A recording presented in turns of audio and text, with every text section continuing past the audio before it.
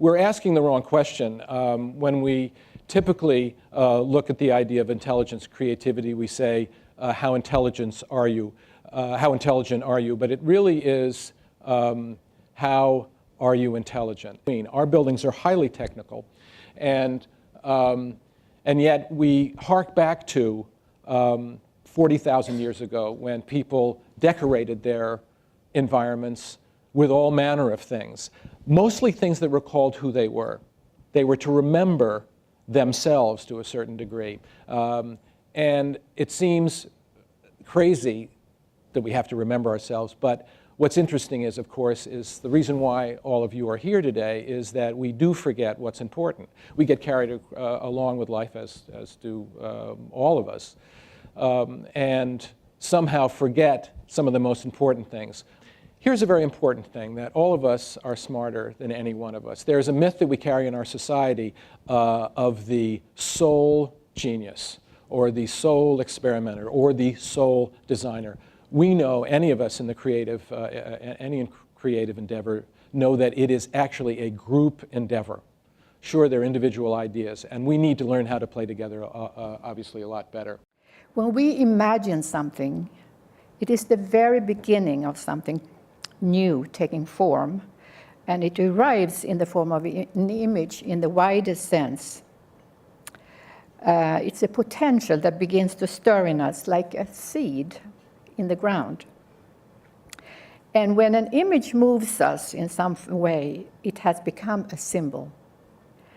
It comes like a guide or a messenger from somewhere else. There is always a sense of wonder accompanying imagination, beginning with, I wonder if I would do this, what would happen? And it's how every creative act begins, that we imagine something that didn't exist before.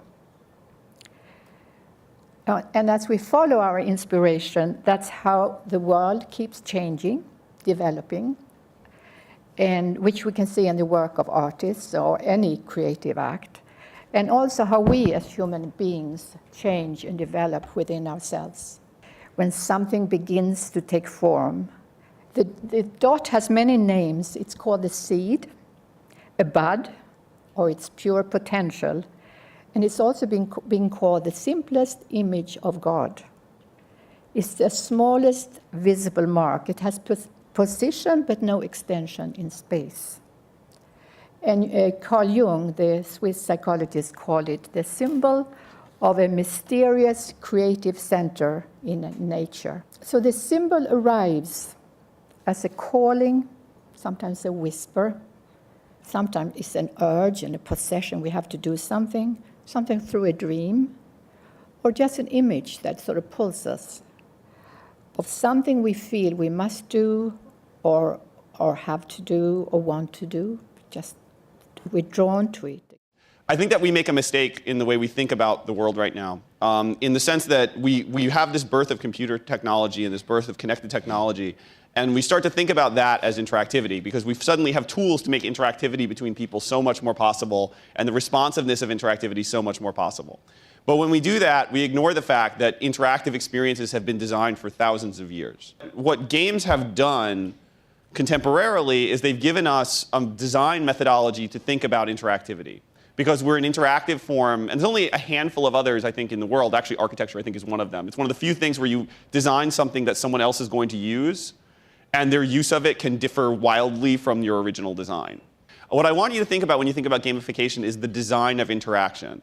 I want you to think about what it would mean to design the interaction, not just to say that you're going to have a website and then you're going to put your content on a website.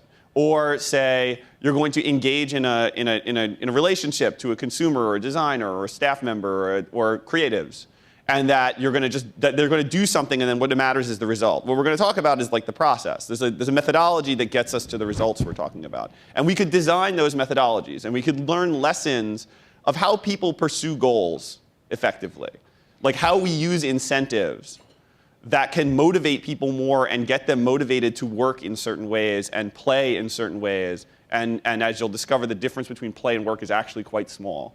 When we think about interactivity this way, we can think about it not as like navigation, which is I think how we typically think about interactivity in the modern world. We think about it like, I have all this information and I have to give it to somebody somehow.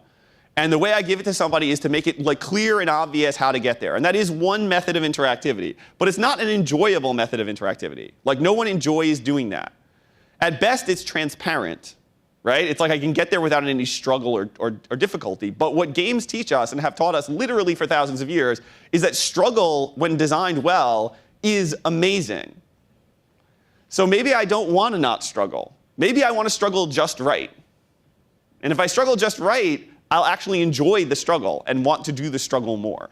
What we realized on working on the site is that these wonders were not just in these amazing, crazy locations, but they were already all around us. And I think as creative people, we all go looking for inspiration for our work. And I think often we go looking in the wrong places. We think we have to, sort of find someone who has done it before. We go looking to sort of people who've achieved success. We go looking, to our peers, to the media, to our competitors. And I would argue that we can really just look right in front of us. I believe that great inspiration comes from odd places. And it's important to open yourself up to this. Ask a ton of annoying questions, to let yourself wander and explore for no reason other than to explore, to let your curiosity be open to what you might find. The real voyage of discovery consists not in seeking new landscapes, but in having new eyes. I think that a creative life is all about the search for your new eyes. There is really, it's plausible, it's not crazy, to be thinking about the possibilities of intervening in the trajectory of life, in the processes of aging. What's going on is that this is a transitional moment, and it's occurring not just in the history of life, in the history of human history, but in the history of life itself. There's never going to be another moment like this. And it's such a privilege to be alive right now and to be able to see it and experience it. And there are two things that are going on today, two immense revolutions. The first is the Silicon Revolution, in which what's really happening is that we're taking the sand that we walk on, that's at our feet, silicon dioxide, and we're breathing life. We're breathing a level of complexity into it that rivals life itself. And that's all of the gadgetry and everything around us, and computers and everything that are such an early stage. This is just the first baby steps of what's happening. So we are essentially animating the inanimate world around us, and nothing is ever going to be the same.